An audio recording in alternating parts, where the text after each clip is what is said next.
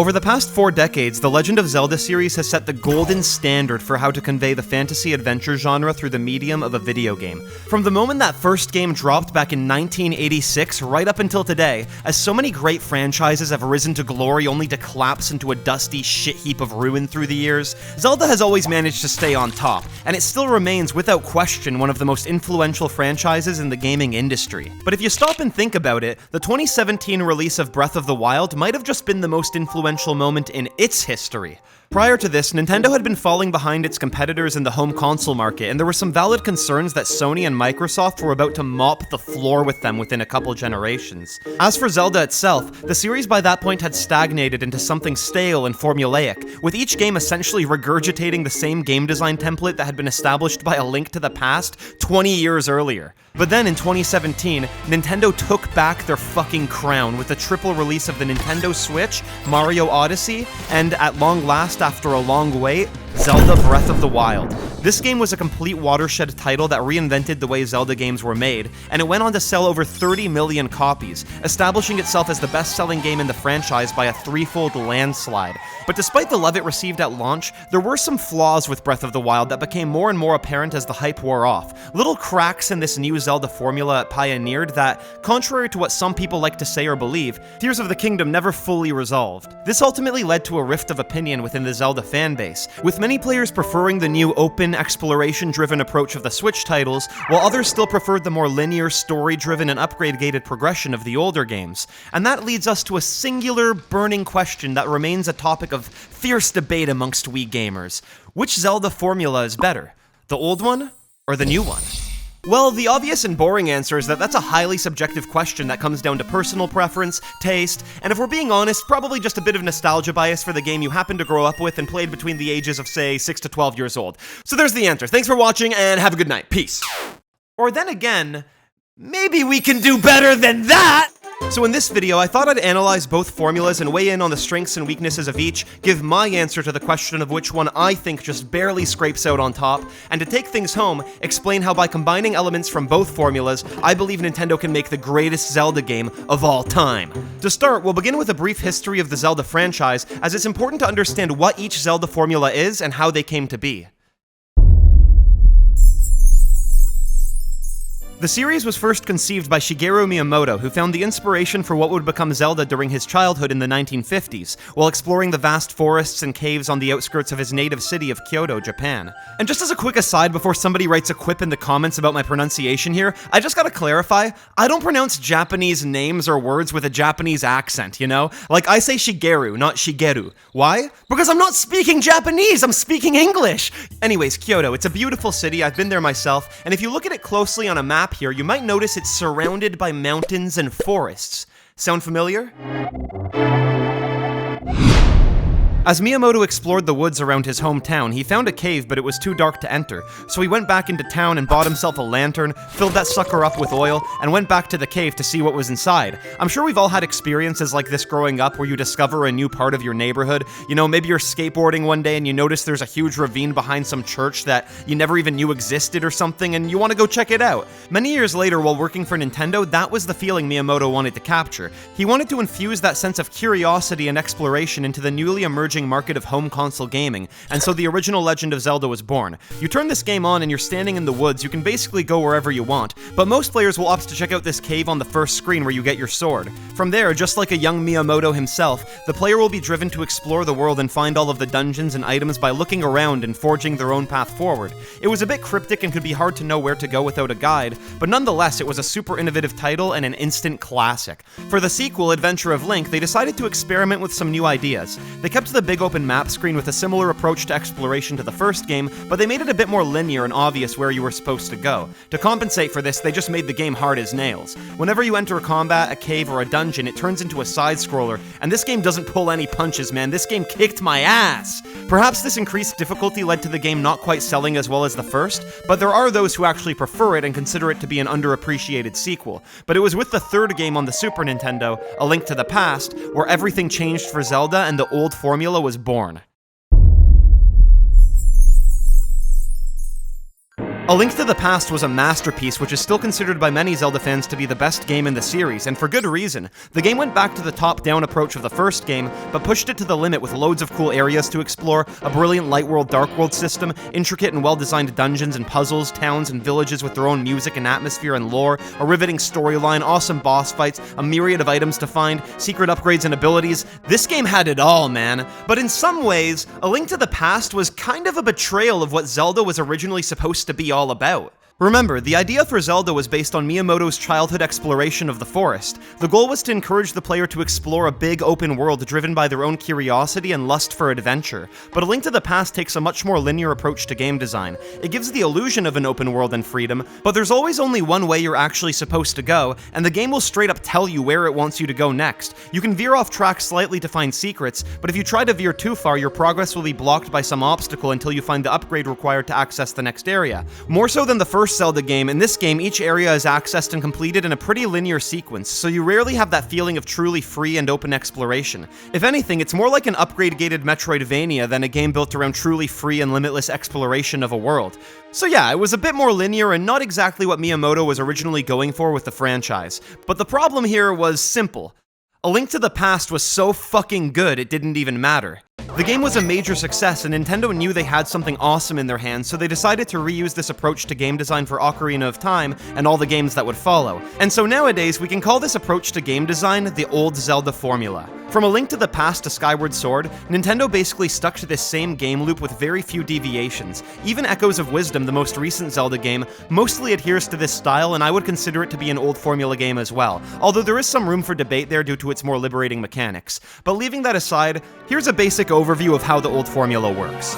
The game is divided into towns, dungeons, and the overworld. The player typically starts the game in some town where the story kicks off, they talk to some people and learn how to get to the first dungeon. The dungeons are a linear sequence of puzzles, combat, and obstacles where players usually find a map, a compass, some keys, and eventually some new item or ability that helps them clear the dungeon and beat a boss, after which they receive one of a series of collectibles required to beat the game. The player then goes out into the overworld, which is an open area where they can roam around, but they're gated off from most paths because they don't have the required items yet, or haven't reached the prerequisite part of the story. So they'll end up in the next town where they can complete a series of tasks to get to the next dungeon, where they get a new item, beat a boss, then back to the overworld to find the next town, then the next dungeon, a new item, new boss, back to the overworld, next town, so on and so forth. This loop usually ends with Link completing a big final dungeon, then stabbing Ganondorf directly through the face, because Link is actually a fucking psychopath and he enjoys it.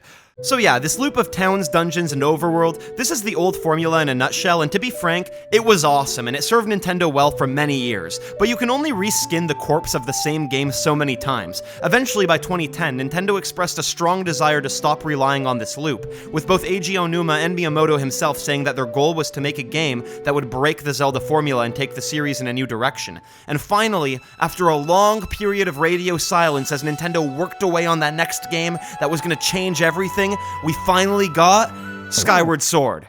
This was supposed to be the game that would break the Zelda formula. They were hyping that up so much, but it totally didn't. It used the Zelda formula. Mission failed, boys. Mission failed. After that, Zelda disappeared for even longer as Nintendo went back to the drawing board to try to make something new, something that would breathe some life back into their stagnating IP. We waited a long time, man, what felt like forever, and with basically no updates on how this new game was shaping up. But at long last, the next Zelda game came out, and with it a whole new approach to game design that would change both Zelda and the gaming industry forever.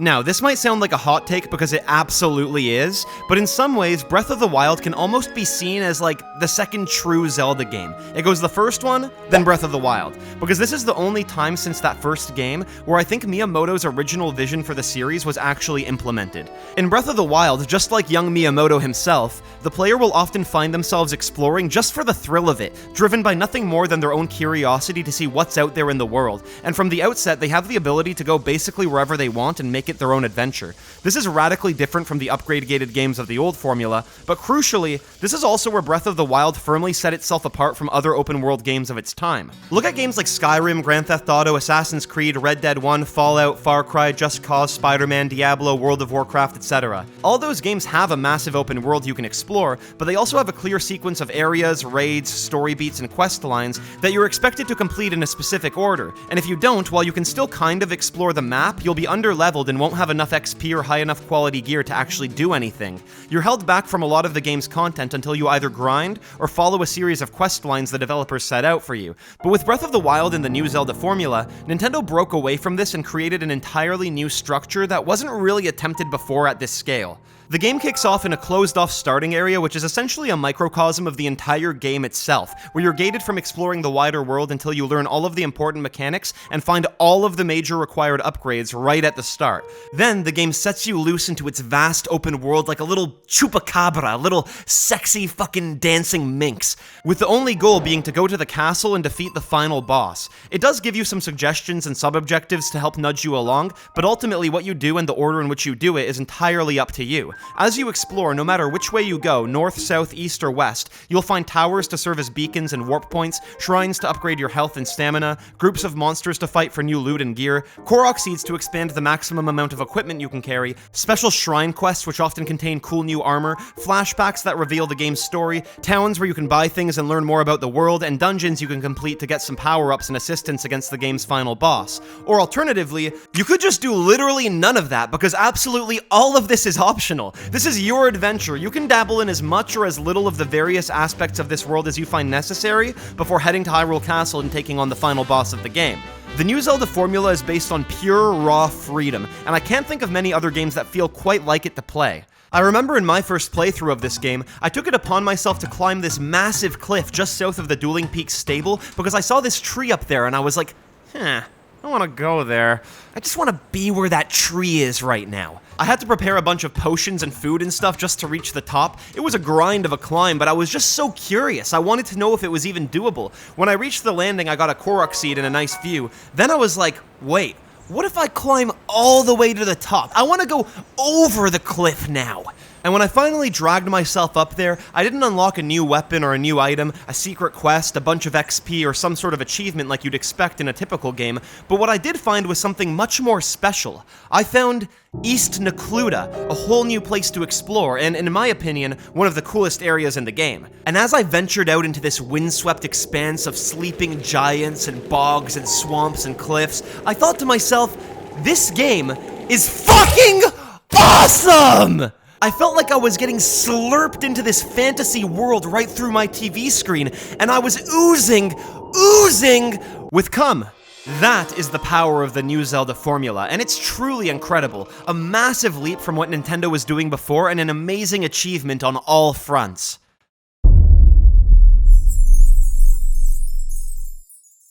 So, two formulas. Which one is better, in my opinion? Well, having been a Zelda fan for almost 30 years at this point, I find that question hard to answer because I feel like each formula has its strengths and weaknesses, and each one has elements that the other one is missing. And so it's hard to pick just one being objectively better. That's kind of a loaded question. It fluctuates depending on my mood and my emotional state. But let's cut the bullshit here. No more being wishy-washy. You came here for an answer, and I'm gonna give you one. If I had to answer the question, if you pointed a rocket launcher straight at my dick and said you will blast me to bits if I don't spill the beans and pick which Zelda formula is better right now, and I can only pick one, my answer to that question would be, I think the new formula is better. Even though I grew up with the older games, I truly believe that the new formula is more true to what Zelda was always meant to be, and I don't want to see Nintendo walk away from what they're doing here. This is the way Zelda games should be made, in my opinion. I always find it fascinating to see some Zelda fans around my age call for an end to this formula and say things like, okay, this was a cool experiment, but now it's time for Nintendo to go back to the way they used to make Zelda games. That is baffling to me. Like, no offense if that's your opinion or anything, but if that's you, I think you're completely insane. For all those years, we were dreaming of a Zelda game like Breath of the Wild. It's exactly what we always wanted this series to do. Not to mention, they're still making old formula Zelda games. Echoes of Wisdom is an old school Zelda game. You just didn't buy it because you don't want to play as a girl, you misogynistic weasel. I think they're just getting started with this new Zelda formula, and I would personally be devastated if they announced that the next game is gonna go back to the old formula. That would just make no sense to me. But with all that being said, I do understand why many Zelda fans are getting disappointed with the new formula in its current state, and are calling for a return to old ways. And it's not just because they're being blinded by nostalgia. It's because in order to make games like Breath of the Wild and Tears of the Kingdom, Nintendo took a lot of great stuff from the older games and flushed it down the drain. I think this was a necessary sacrifice to get the new formula off the ground, but personally, as somebody who wasn't super fond of Tears of the Kingdom as a sequel to Breath of the Wild, I would say that the new formula still has a long way to go to reach its true potential. Personally, I believe that to make the next evolution of Zelda that would satisfy all players from across the echoes of time, Nintendo needs to combine elements from both formulas into one game, which for me would essentially mean keeping the new formula in place, but bringing back certain key features, or missing links, if you will, that they had abandoned from the older games. So what are these missing links? Well, you can go down rabbit holes here, and people have, but for my money, I've chalked it up to 4 main elements I'd like to see them bring back in the next Zelda game.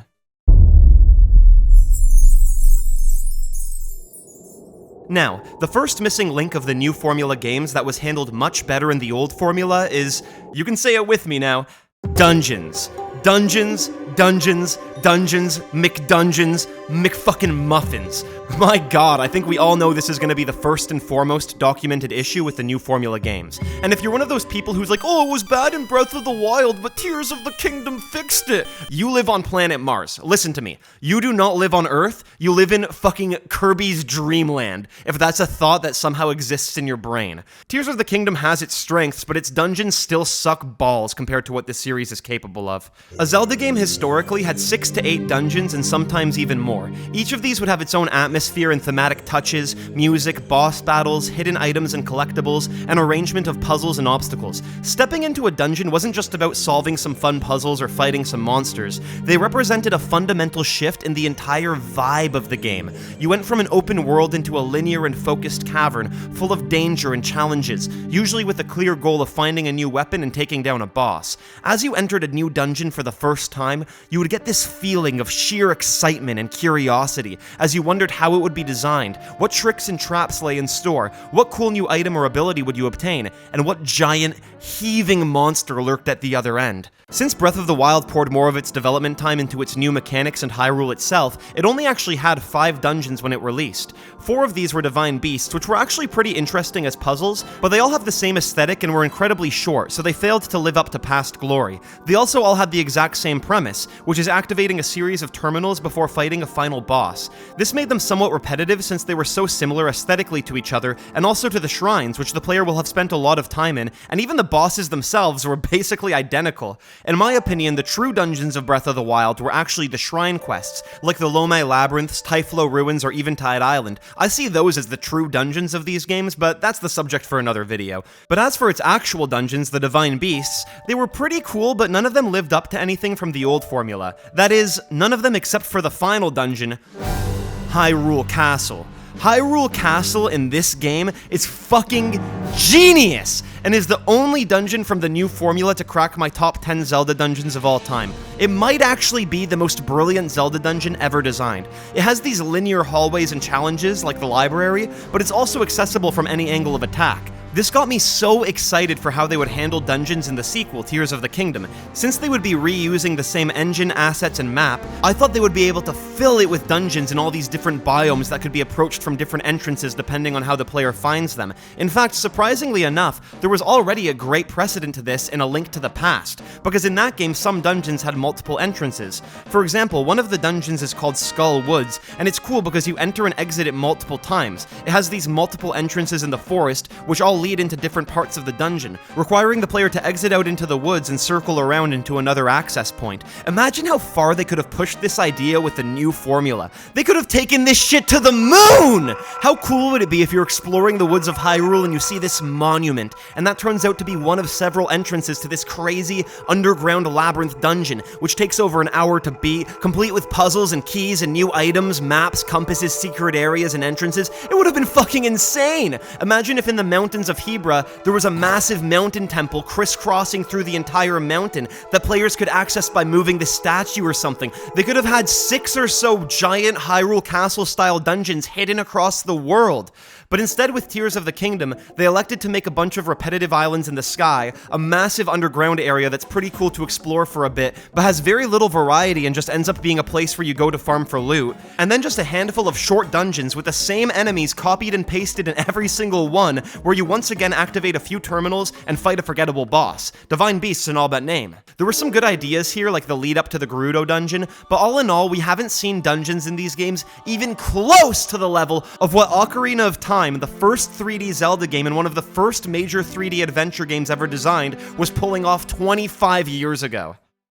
This leads neatly into the second thing missing from the new formula, or at least lacking in several areas, which is a deeply satisfying sense of progression. The sense that as you're going through the gameplay evolves and changes as you unlock new abilities and cool shit. Progression is a major component of traditional game design, and of course this was a key feature of the old formula, where in each dungeon you would find a new item that opens up a bunch of new possibilities. This was exciting. You would get excited to find something new, because the entire game and everything you could do would change with each item. If you want to see a baller example of how progression was perfectly handled in the older Zelda games, let's take a quick look at the significance of the boomerang in the Wind Waker, just to show you how it's done. When you arrive on the Forest Haven Island, you'll encounter a few obstacles that are a slight nuisance to deal with. First, there are these Boko Babas who keep popping out of the ground. Stupid fucking bastards. They take a few hits to kill, as you have to get up close and slap them around a bit before their weakness is exposed. Then there are these squids who you can only kill by deflecting their projectiles back at them with your shield. Then you get swarmed by these choo-choos who keep hiding underground, so you have to wait around like a jackass for them to pop up before you can take them out.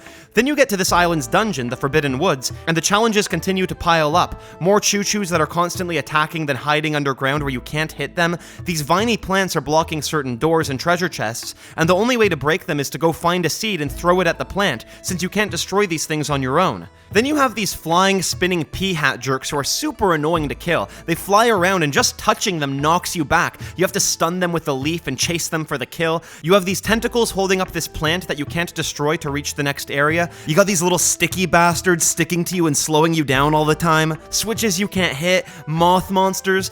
This island is full of assholes, and everything on it is just giving poor Link a hard time. Then you get the boomerang, and everything changes. You can hit switches with ease, you can snap vines to get items and access new areas, and you can also destroy those viney plant things instantly without having to go look for a seed. These flying guys try to ambush you, but this time you can ground them all with one toss, making them extremely easy to kill. These choo-choos who used to hide underground and waste your time can't do that anymore because the boomerang knocks them right back up! You can take out these squids from a distance too without having to wait for them to shoot, and the Boko Babas can be insta-killed from a distance with just one quick toss! Bam! Bop!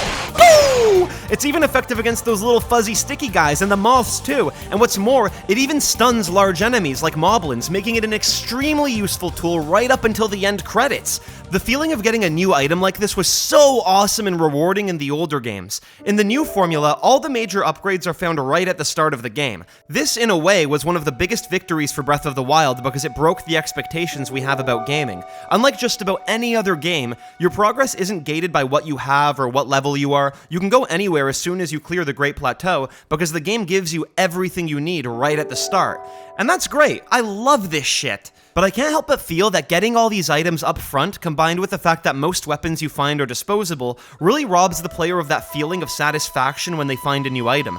The two ways Breath of the Wild maintained a sense of reward was with the armor upgrades and the new abilities you get at the end of each dungeon. This was a good start, but I was hoping the sequel would find better ways to introduce cool new items like the spinner, the hookshot, the beetle, the gust bellows, just allow us to find cool new items in the world that change the way the game feels without breaking breaking that design. And to its credit, Tears of the Kingdom did make some improvements here. It introduced some cool new armor and a steady sense of progression as you upgrade how much stuff you can build. I particularly love the fuse mechanic, which makes fighting monsters more rewarding because you can turn their body parts into more powerful weapons. But Tears also took a step backwards by turning the main dungeon upgrades into these dipshit spiritual companions who you activate by walking up to and tapping A, one of the dumbest decisions in gaming history. All told, I'm not a game developer and I don't know what the best solution would be. I would just like to see the next game sprinkle some more cool abilities in there, like a short-range grapple hook to help you climb, or maybe you can get a cool Zora suit that makes you swim super fast like in Majora's Mask. Or they could even do what Halo Infinite did, where taking out certain high-profile enemies permanently unlocks access to their specialized weapons whenever you stop at a command post. They're on the right track with this one, but I think there's room for improvement here. The next thing missing from the new formula is music. This one kinda goes without saying as well. And it's not that I think the music in these games is bad, the complete opposite actually, it's some of the best music they've ever made. The issue is more that there's not enough of it, and there are missed opportunities to give certain parts of the game more memorable melodies. Those sweet old Formula Zelda games had some of the best adventure soundtracks in the history of entertainment. Whether it's the legendary Dark World theme from A Link to the Past, to the masterpiece of Ocarina of Time's Hyrule Field, to the wondrous deserted island beauty of Dragon Roost Island, to the somber Midna's Lament in Twilight Princess, to the beautifully orchestrated tracks of Skyward Sword, music was a deeply spiritually important part of these games. Hell, you could almost call the Zelda games of the old Formula musicals. Most of them heavily featured musical instruments in the gameplay. I remember in Spirit Tracks, you literally had to blow into your DS to play the flute. Koji Kondo has definitely earned his stripes as one of the best video game composers of all time. Now, let's be clear, the new formula obviously shouldn't have some constant overworld theme like the old games. That would be insane, since you spend hours on end in the open world. Listening to the same song looping all day would drive the player nuts, and I think they made the best possible choice with this minimalistic, Studio Ghibli-esque piano work. But it would be nice to see the game include more unique musical pieces in certain areas. They have unique music in the villages and dungeons, but I find the music that plays in the new formula dungeons pretty forgettable, and there are also so many areas out in the open world that could have benefited from some interesting music pieces, but just have the same piano ambience as everywhere else, which I see as a bit of a missed opportunity. And it's not like Nintendo forgot how to make awesome Zelda music. The contrary, both Breath of the Wild and Tears have two of the best banger main themes of all time! The Breath of the Wild main theme that played in that first reveal trailer had me peeing my pants. I watched that trailer in a janitor's closet at work, and I was pissing when those flutes pop off, bro. Fuck! Fuck! And then Tears comes in. Bum, bum, bum, bum, bum, bum. This one is also a powerhouse, man. Dropping like a bomb. Then it gets all raw and dirty, man.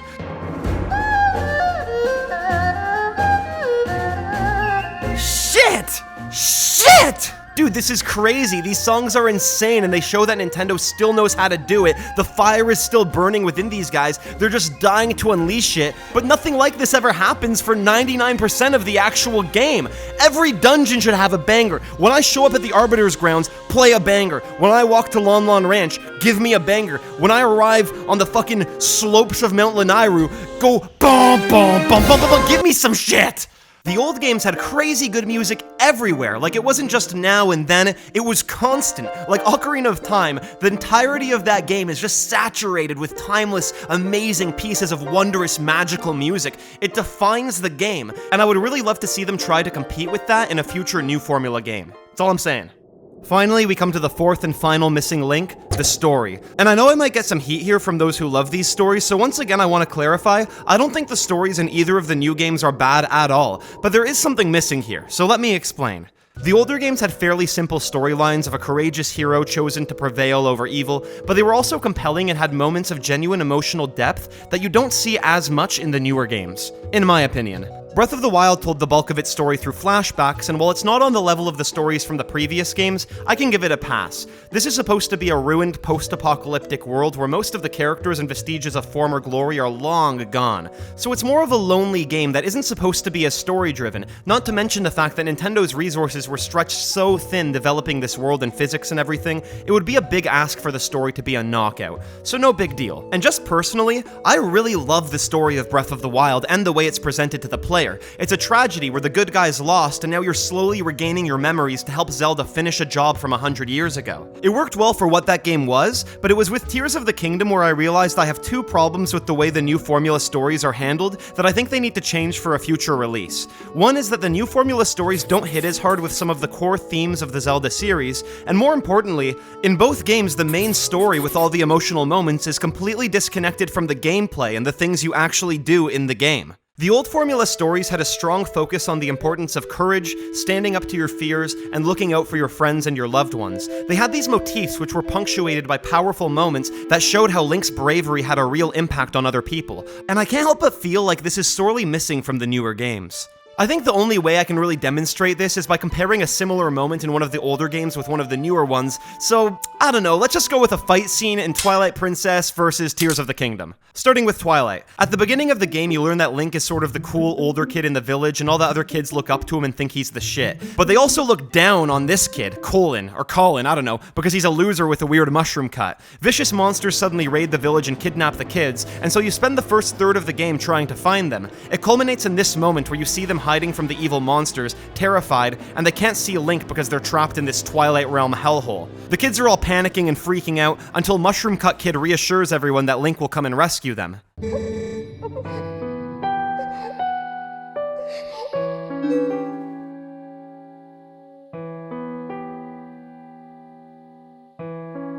It's a bit sappy, but it's an important moment because it reminds you that you're the hero here and you have something worth fighting for. There's something at stake. You can see that as soon as Mushroom Cut mentions your name, everybody stops freaking out because Link is the shit, and they know that as long as he's out there somewhere still alive, everything will be alright. He's the kind of guy who's gonna fix some shit. The people of this world are relying on you and they trust you, which makes the player feel like a hero, which is kind of a key part of the escapism of playing a Zelda game. After you purge the Twilight from this area, you reunite with the kids and everything is good for a moment, but then the same nutsack faces from the start of the game attack the village. Mushroom Cut Kid, who's always been a kind of coward, dweeb, loser, fucking piece of shit, suddenly has a moment of bravery and risks his life to save Beth, a girl who's done nothing but spit on him and bully him his whole life, getting himself kidnapped in the process. Bad situation indeed, but just when all hope seems lost, fucking Link comes ripping around the corner on horseback, pissed off and drooling for a fight. This leads to one of the best combat sequences in the series because not only is it fun and cool to fight all these bulblins, or bubblins or whatever they're called, but it's also charged by the narrative. This dude just kidnapped a kid you had just rescued and taunted you with his unconscious body, and that will not be tolerated. Then you get to this bridge, joust this guy and triumphantly whoop his ass and save the kid and bring him back to the village. While weak, he's still alive, and he tells Link that he wanted to know what it feels like to be brave like him. He was following Link's example when he saved that girl's life with a complete disregard for his own safety, because that's courage, man. That's what these games are all about. You did good, Mushroom Cut Kid. You did good. Okay, now let's compare this to a similar epic battle in Tears of the Kingdom. Link squares up against a vicious, fire-breathing dragon with 3 heads, 50 times his size. It's bigger and stronger than him, but he puts his life on the line to bring it down in a glorious one-on-one fight. It throws him up in the air and they take the fight to the skies. The music swells as Link dodges attack after attack until they both come crashing down in a nail-biting fight to the death, and Link prevails over his enemy and purges it from the land.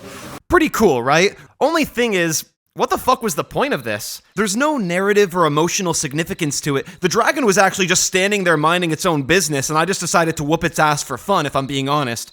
Okay, I'm cherry picking because I'm using a story beat versus a random encounter, but even if we go by the story beats in this game, they're still not quite as strong as the older ones. The main events of the game have Link going to the same 4 regions he went to in the first game, and each time there's this pathetic and hollow story. In the Rito story, Tulin wants to know the mystery of these flying ships and impress his father because he isn't sure if he'll live up to his expectations. Then within about 10 minutes you find the flying ships and he lives up to his father's expectations. Then you go off to the Goron area and Yunobo is being a jerk. You wonder if maybe he's being consumed by greed. Then 5 seconds later, he's back to normal. Everything in each of the 4 areas resolves itself in 2 seconds, and then they all end with the exact same story being told in the exact same way. Like, are you serious? When we first saw that trailer of Link and Zelda exploring a cave together, I was hoping that their relationship would be explored and tested as they worked together to stop Ganondorf, perhaps ultimately telling the story of bravery and friendship in the face of evil. But then Zelda immediately disappears into the past, and the main story, the one that's actually dramatic and good, the main running narrative of the game,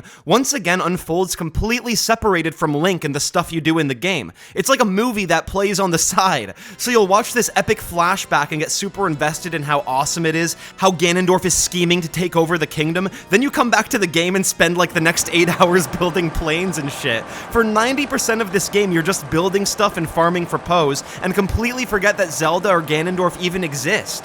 Compare that to Ocarina of Time, where Link tries to stand up to Ganondorf right at the start, and the evil Warlock man knocks Link to the ground, mocks him, uses his good intentions against him to get into the Sacred Realm and take over the world, turning the once thriving castle market into a haunted hellhole. You really feel the impact of what Ganondorf has done throughout the game, so by the time you jam the Master Sword down this guy's throat, that shit is personal. All told, I would love to see the next new Formula Zelda game have a stronger emphasis on the importance of courage and bravery, Link to have closer relationships with other characters, and the story to just have a bit more influence on what you do in the game.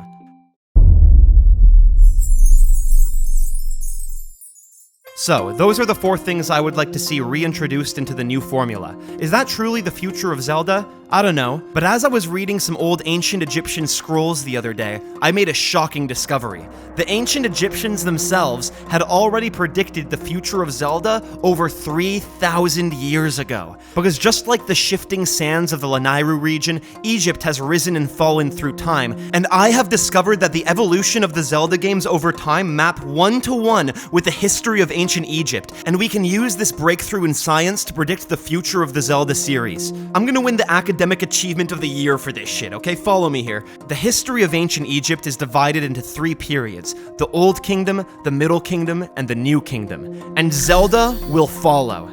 Now, the first 2 Zelda games, that's like before the Old Kingdom. That's like when the first Egyptian settlers were learning how to fish and shit. Then A Link to the Past starts the Old Kingdom, the first Golden Age. And Ocarina of Time can be seen to represent the reign of the great King Khufu, who commissioned the Great Pyramids at Giza, forever standing as an eternal monument to greatness, a timeless reminder of everything a game should strive to be. The Old Kingdom was a golden time, but then it stagnated and collapsed into a period of chaos and famine.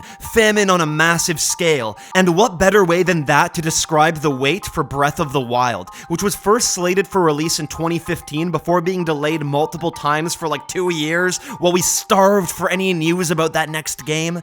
But then the game came out and things got good again, just like the Middle Kingdom in ancient Egypt. It was a time of renewed prosperity, a new golden age. Sure, the Chads who had built the pyramids were long gone, and some people could whine about how things must have been better before, but all things considered, it was a golden age and a great time. So right now, we must be in the Middle Kingdom of the Zelda franchise. It lines up perfectly, guys. I've researched this. It's perfect. And that leaves the question, sweet viewer. Where do we go from here? What does the future hold for us? Well, once again, we can look to Egypt for the answer. After the Middle Kingdom and another brief period of chaos, came the New Kingdom, 1550 BC. And guess what, my friends? Guess what?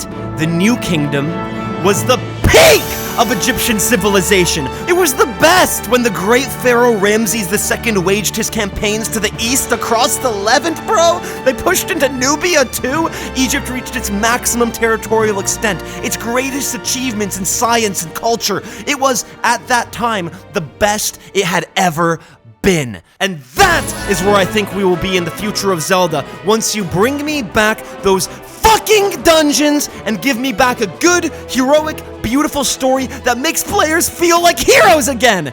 Alright, see you all next time. Woo! I love you.